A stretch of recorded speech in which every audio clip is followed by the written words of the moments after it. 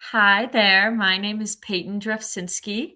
I am the Behavioral Health Program Administrator at God's Love We Deliver, and I currently run the Connected Veterans Program. So thank you for being here today. Thank you for watching this if you're watching it back. I'm excited to be doing my first webinar for our Veterans Wellness Seminar experience. And today we are talking about coping in creative ways. So here is an overview of our agenda. We're going to start by defining coping, discussing why it's important and how people do it, identifying some ways to cope, recognizing how our meals at God's Love We Deliver can be served as coping, summary, and then we'll look ahead. I love to start with a quote. I wanted to start with this quote by Maya Angelou.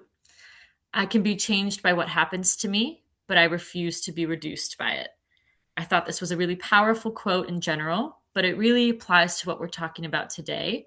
Where coping, we can't change our circumstances or the things that we go through, but we have power over how we respond to them. And that's what she's saying here. Coping can help us refuse to be reduced by something. So to start, coping defines the thoughts and the behaviors that we use to deal with something stressful. For a lot of people, this might be a stressful event, one-time thing, like a loss potentially. But for others, it might be, years and years. Something like a chronic illness is something stressful, or a relationship of sorts. And coping mechanisms are the strategies that we use to cope. So those are like tools in our toolbox that we use to help us respond to problems. And why is coping important? To cope with something will help you reduce your stress and your anxiety. It lessens your risk of mental health issues or symptoms of mental health issues. It supports your physical health. It can help us regulate intense emotions like anger or sadness. And it helps us be more resilient and grow from experiences and push through hard times. So once we start coping and learn how to cope, it prepares us in the future for, worsening conditions or new experiences that put stress or sadness upon us. Because now we know how to respond to it in a way that keeps us physically healthy, promotes our mental health, makes us less stressed, less angry, less anxious, and it helps us get through. What are some recommended coping mechanisms? So I wanted to identify 4 of what I feel are the main ways and the main recommendations for coping. So these are 4 of the most popular ones. If you ever go to a doctor, these are the ones that they might be bringing up to you. So first we have exercise, we have journaling. I put therapy or speaking to someone, some sort of counseling or support group, and meditation. So these are 4 really helpful ways that engage both your mind and your body in coping with stress or trauma. So why am I not here today to tell you to do one of those 4 things or all 4 of those things? Well, I feel that coping skills and coping mechanisms should be available for all people. So that means all bodies, all people's ability to move. Not everyone can get up and exercise or sit down and stretch to do meditation or yoga. All levels of cognitive function. So journaling can be difficult for people. Not everyone is great at putting our thoughts onto paper or even really physically able to write. All income levels. Something like therapy isn't always accessible financially, and it can be expensive. All types of living situations, right? Maybe you don't have the space in your own apartment to work out or to have a therapist over or have a counselor. And all interests. Maybe you're sitting here watching this and you think none of those things are very interesting to me. Well, I'll say if you can do those, if you're interested in those, I encourage you to try them. And maybe you're already trying them and you're looking for more things to try. Those are proven and really, really popular methods of coping. But I'm here today to identify a few that I think maybe you haven't heard of or you won't consider as popularly that could be useful. But first, I wanted to recognize some other ways people cope. Up until this point, I've only been talking about coping in a positive way, things that we do for our health. But sometimes stress, anxiety, sadness, trauma, those things make us cope in any way our bodies feel fit. So, some things that we see as popular ways to cope are drinking or doing drugs, isolating yourself, right? Maybe you're withdrawing from hanging out with your friends, speaking to your family, or spending time with your partner, gambling, or oversleeping, or maybe not sleeping enough. And these are just 4 examples of different coping mechanisms. Because coping is, like I said, it's what we do to get by from trauma or hard times. What's different about these coping mechanisms than the ones we talked about just a minute ago is that these are not helping your health, right? Drinking, oversleeping, those things are bad for your physical health, and they can be bad for your relationships, just like social isolation or withdrawing from other people. Something like gambling is often bad for your mental and your financial health. Coping mechanisms should be enriching you in other areas of your life, and these ones are not. But the ones we are about to talk about could be. So, some inclusive but also useful coping mechanisms that I want to talk about today. I've identified gaming, aromatherapy, socializing, and routine. Let's start with gaming. So, certain types of gaming can reduce the stress associated with traumatic memories or events, and they can also serve as a tool to cope with PTSD, especially for veterans. So, the game that I'm here to talk about today is Tetris. Now, you might hear about all different types of gaming. There's all these gaming systems. There are fun games, funny games, scary games, violent games. Well, I'm here to talk about Tetris and games like it, which are proven to reduce depression and stress related to PTSD. So, Tetris as a game is visuospatial. And that means that it works with the part of our brain that stores memories, especially bad ones. So, when you see something, right, maybe a bad memory, your brain stores that. It stores it away, and oftentimes we don't revisit that because it was bad. We don't want to think about it again. We don't want to replay it. Sometimes we don't always have the control, and those memories do come back up. When we play a game like Tetris, it works that same part of our brain. And they've done a lot of interesting studies on Tetris with veterans, especially veterans who carry some trauma from their experience. And it's been very successful to consider those hard memories, oftentimes with a counselor, and then play Tetris and essentially challenge your brain on how you store those memories, where they're going, how far back into your brain are you storing them away, which often leads to more stress and depression the less we revisit our trauma in a healthy manner. So Tetris, to describe it for those of you who may be unfamiliar, Tetris is a game where pieces will fall from the very top of your screen to the very bottom, and you arrange them. The idea is to fit all the pieces as tightly as possible into the space at the bottom before they stack up all the way to the top.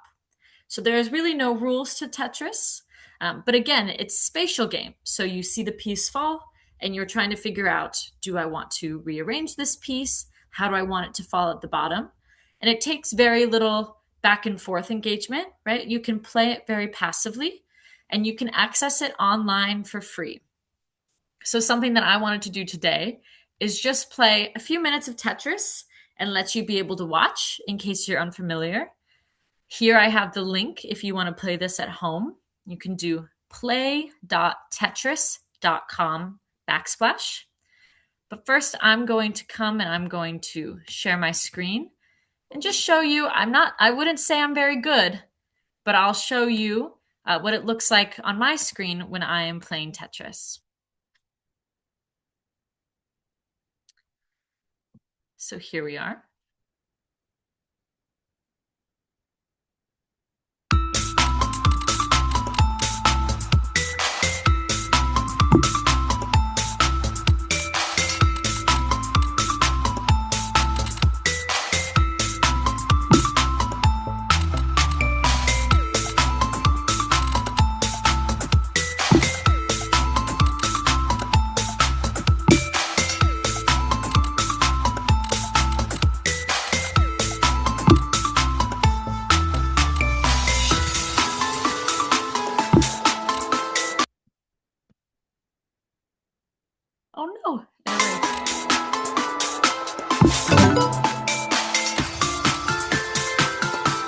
So now I'm wiping out some of the layers.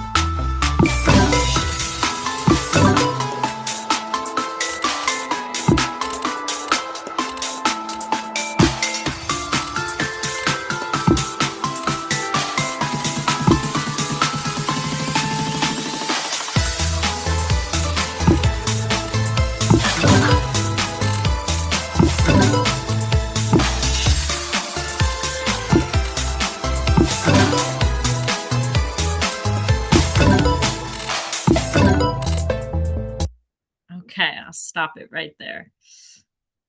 That was maybe the best that it's ever gone for me in my experience with Tetris. Something I always like to say is that you don't have to be great at it to get the benefits and to have some fun. So I hope seeing me play gave you a better understanding of how to get to the website, what it would look like. You might have some ads on the way there. You can X them out or let them play, and then it will take you to the play screen. And yeah, you just try to arrange the blocks at the bottom. You'll see that it will wipe a row out once it's completely filled. And if you make mistakes, you start again. But it's really a great pastime, something fun to add into your day. But also, again, there's a lot of really interesting research about the impacts of Tetris on our brain, especially for the veteran population. And if you ever wanted to learn anything more or read some of the papers that I'm talking about, please feel free to message me or email me. My information's at the end, and I'd be happy to give you some more information and send them forward to you. So maybe Tetris wasn't very impressive to you, which is totally all right. There are other types of enriching games that I think are a lot of fun, but also good for our brains. Something like Words with Friends. That's an app you can download on your phone. And that is essentially like a Scrabble game that you can pair up with people you know or strangers and compete against each other. But it's very casual, it's very low stakes. If you're more of a wordy brain person, that might be good for you. Same as a crossword puzzle. It's my personal favorite. I do one a day. I work it into my routine. I love my crossword puzzles, and it's a good way to learn new things, but also, it's a good feeling when you know the answer and you can fill it in. You can do those online. They come in your paper. There are crossword books out there as well. Something more modern is the New York Times Daily Games. So you might be familiar with the New York Times games in the paper. And if you're a paper person, I encourage you to try those. But they also have an app and a website where they post games every single day. Word games, there are math games, there are design games, and it's really fun. I like to do them on my commute or on a lazy day. I like to do them when I wake up. Same as a jigsaw puzzle. Not all of us New Yorkers have space in our apartment to build an actual jigsaw puzzle, but you can find websites to do jigsaw puzzling online as well. And something that I like to just ask myself when I'm playing a game is, am I having fun? But also, do I feel that I'm using my brain? Right? Tetris maybe doesn't feel very intellectual. I don't always feel like it's making me think super hard, but it's absolutely using my brain to figure out where I want to place each piece. And you're thinking ahead, if I get a long piece, I can put that here. Same thing with jigsaw puzzles or these word games, right? You're using your brain, but you're also having fun, which is super important for coping. And like I mentioned, I encourage you to try these as worked into part of your daily routine. So maybe you are a wake up and you do the crossword puzzle in the paper type of person, or you're someone who likes to play a game maybe as you're eating, right? We'll talk about routine in just a minute. but I encourage you to try to think about where games can fit into those. My one warning I will give you is to not game your day away, right? Our lives are very important. We don't want to waste them looking at the screen all day, every day. Around 30 minutes of playing is appropriate each day to experience the benefits of the gameplay, but not find ourselves with too much screen time. I've known some people who say that when they go to bed at night, they still see it on their eyelids. They were watching it so much or they're playing the game so much. So I encourage you to always remember to be taking a breath of fresh air, pick your head up from the screen. Around 30 minutes is a good idea to try to shoot for each day. The second one I'm going to mention is aromatherapy. That is a very fancy word to describe the impact of smells. So certain smells, like herbal smells and essential oils, are proven to help us promote relaxation, reduce stress, and then be more grounded and calmer. So we talk a lot about meditation. I think that that's something that people find a lot of benefits from. But if meditation's not quite your thing, you can try lighting candles or diffusing essential oils in your home. It's a very interesting idea, but I encourage you to try a scent and close your eyes, relax, think about how the scent might be making you feel. You might find that you really like some that you don't like. And you could try different scents at different times of day, or maybe a new scent each week, right? Something to try to break up time, experience something new. But also, you can reap some real benefits from these smells. It doesn't seem like it would have an impact, but it does. I wanted to give you just a little graph of these top five smells. There are so many to mention, but these are the ones that I use and that I encourage you to try for these different reasons. So lavender, very popular smell. Lavender is really good for relaxation and for sleep. There are a lot of products that have lavender sprays for your bed or your pillow because it's known to be associated with sleepiness. Then there's peppermint, which does the exact opposite. Peppermint is all about being alert and energized. That's why, my mom was a math teacher her whole career, and she would give her students peppermint before they sat down for their exam. Just one little mint to have in their mouth because it helps you be more alert and it keeps your mind sharper. Chamomile is good for stress reduction.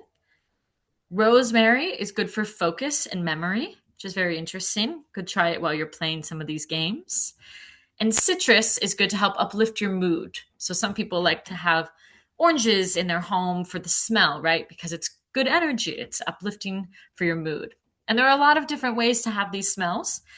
Granted, not all of them are free, right? Candles, there's essential oil diffusers.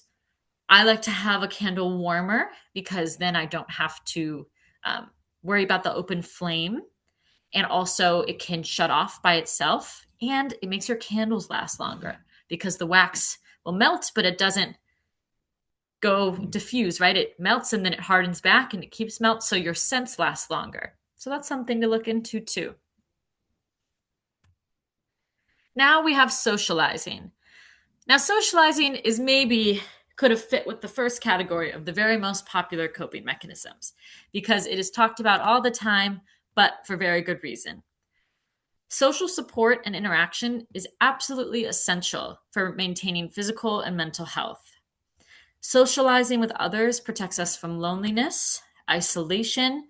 It prevents us from memory loss, stress, and it actually works your brain more than most any other activity. You might not think that's true, but when you're talking to someone, especially if you're looking them in the eyes, your brain is working in a million ways to read their facial expressions, read their tone, hear their words, listen to it, interpret it, and then think about what you're going to say back. Right? It feels like second nature for a lot of us, but it really is working your brain and it helps to keep you sharp. Making time to socialize can feel like a lot of effort, but it will pay off. To have friends, peers, family, even, home health aides or doctors, right, that you interact with, it can boost your mood. It lowers your likelihood of depression, and it can keep your mind and your body healthy for the years to come. It also fits into your day-to-day routine. It's not a big undertaking because you can make it look as short or as long or You can call someone over the phone, or they can come over, or you can meet somewhere, right? It all can depend on how you're feeling, what they're able to do. But it really is very important for ourselves and for our health. And it's also lowers your risk factor, right? Think about all these things that we go through in life that we want to cope with, right? It's easier to do those with people in your corner, someone checking in on you, someone for you to check in on, and support each other. We help each other out. And some opportunities for socializing if you want to expand what you do now. The Bob Woodruff Foundation is an awesome foundation, and they do peer to peer gatherings specifically for veterans.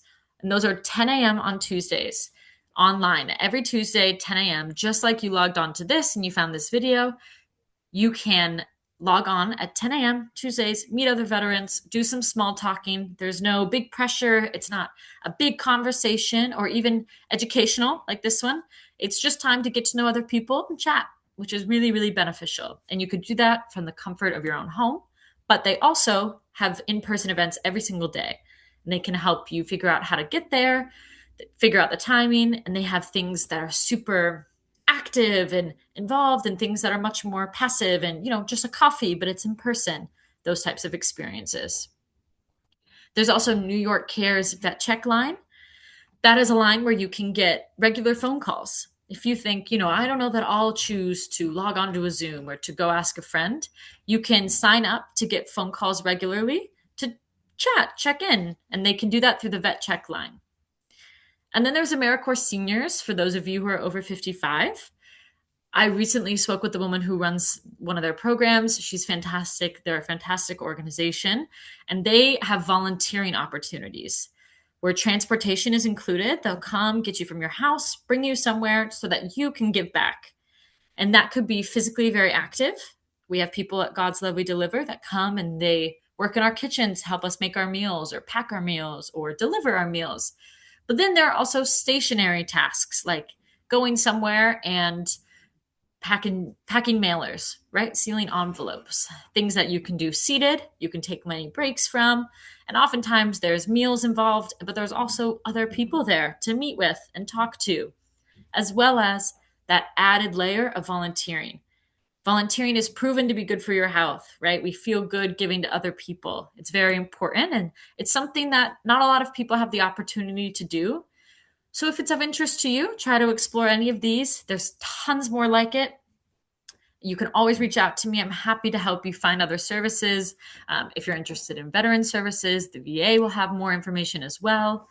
And if you're ever needing more immediate support, you need someone to reach out to in a very hard time or a very hard moment, you can dial 988 on your phone and then press 1. And that's the Veterans Crisis Line. And you can speak with a trained professional in an emotional moment. And finally, we're going to talk about routine and using your meals as coping. If you've been a client of God's Love We Deliver, you've probably heard this, read this. You know this is our mission about how nutrition can be so powerful, the things that it can do for our mental and our physical health.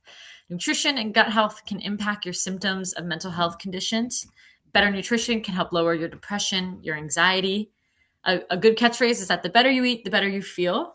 And of course, there are going to be things that happen that food can't solve. However, our meals are nutritious, and that's always going to be making an impact. And so just eating your meals is already helping you cope. It's giving your body and your mind good things to work on, to keep fighting, to keep building up your resilience, right? And to help address your moods. If I'm ever hungry or I've eaten some non-nutritious things recently, I find that I'm maybe quicker to anger. I'm a little lazier, right? Those types of things that aren't helping me cope very well. They're not helping me fight through the things I need to get through. But meals can also be a part of your routine. Creating a daily routine is a great way to make your days feel more meaningful and also give you things to look forward to. If you know what's coming up, then you're able to fight through hard times because you know what's down the line for you, even if that's just what you're eating for dinner or what you're doing after dinner or what your tomorrow morning looks like. So something I recommend is to try eating your meals at the same time each day. So if you have lunch at 12 and dinner at 5:30, you're already setting a routine. And some of these things we talked about before, you can work into that routine too. So you could do aromatherapy after dinner. You could do games before bed, or you could game as soon as you wake up and then go right into your breakfast or your lunch, right? And this just helps our days feel more meaningful. It helps keep you active, prevents oversleeping, or sometimes that feeling. If I don't know if you felt this way, I feel this way, where if I don't do anything that day and I feel out of my routine, I worry that I wasted it, right? Or that I didn't take advantage of what my day had to offer. But building a routine is absolutely a good way to make that feeling, to prevent that feeling, and to work in your coping skills. Socializing isn't mentioned here, but trying to speak to one person a day, whether that's someone you have in your home or someone that's next door to you, or making a call.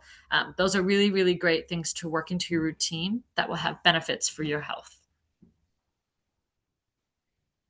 In summary, these are some coping tools that I mentioned that can be done in or outside of your home. They're available to most anybody, and they don't cost much or anything, depending on what we're talking about.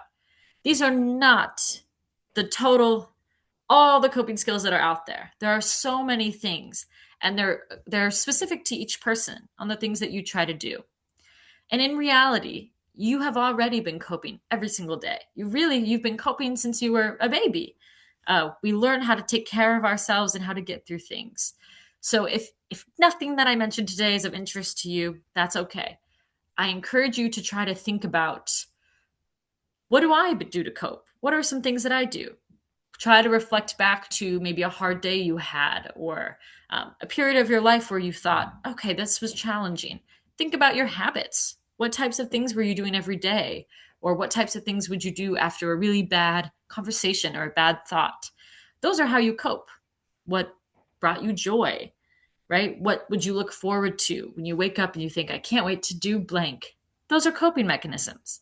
So reflect on those. How are you doing them? How have you done them? You might remember some things you used to like to do, or some goals of yours that you want to try. And ultimately, spending time and talking with others is truly one of the best ways to cope. And social media doesn't work nearly as well. What I'll say about this is that social media certainly can be helpful to keep up with our friends or our family, to connect with other people, to watch a silly video. You can get news there. But if every day your only socializing is going to be seeing a picture of someone on social media and think, oh, well, that's what Peyton's up to, I see her on my Facebook, that does not have the benefits that I was talking about that talking to somebody has. Like this, or like this.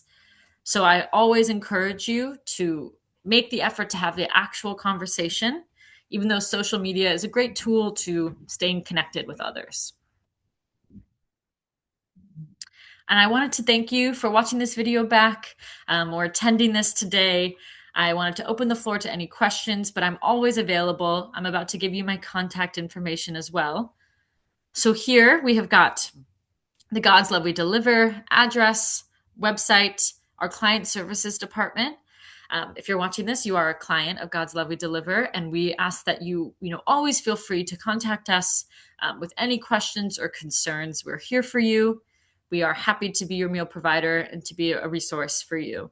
So here is a reminder of our client services department email. This is Lori and myself, Peyton, who work in our behavioral health program. And here at the bottom is the one email that you were responding to me with this, if you attended today, is connected@glwd.org. Connected@glwd.org. Connected is the name of our program for veterans. So this webinar today and the many that we'll do in the future are all under our Connected program. I have access to this email. There's a few of us that work on the program that do. I encourage you to email us there if you have any types of questions, and we can get you to the right people or help you however we can. And finally, I wanted to do a little looking forward. Our next webinar is going to be Battle Buddies. This is going to be done in partnership with Devino Beaublanc, who is our veteran outreach associate here at God's Love We Deliver. He came up with the name, and we developed the concept together. We're so excited to share it with you guys. Our Battle Buddies we're referencing this in a non-militia way. So we're talking about battle buddies as the people who help us get through life. These things that we just talked about, your battle buddy is someone who helps you cope. Your best friend, your sister, your parent, your child, your dog, right? Those are the people that help us get through. And those are the relationships that really matter to us. And they help us in battle, right? So we wanted you to log on with a loved one in our next webinar.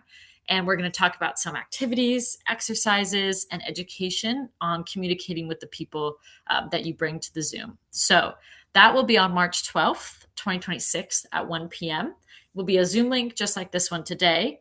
And once again, you can email connected@glwd.org if you would like any more information on what our next events are or how to enroll for them. And if you're watching this here, you can also sign up on this QR code. You can open your phone, go to your phone's camera, and hold it up. And this barcode right here will pull up a form where you can say that you would like to attend the Battle Buddy seminar. And again, you can come alone, but we encourage you to bring someone, sit next to someone on the Zoom, or we can send them the link as well. And we can all do this together with the people that get us through these hard times. Thank you so much for attending this today. I really appreciate it, and I'm very excited to do more of these in the future. So please look out for what Connected holds and the next events we have coming up. Thank you.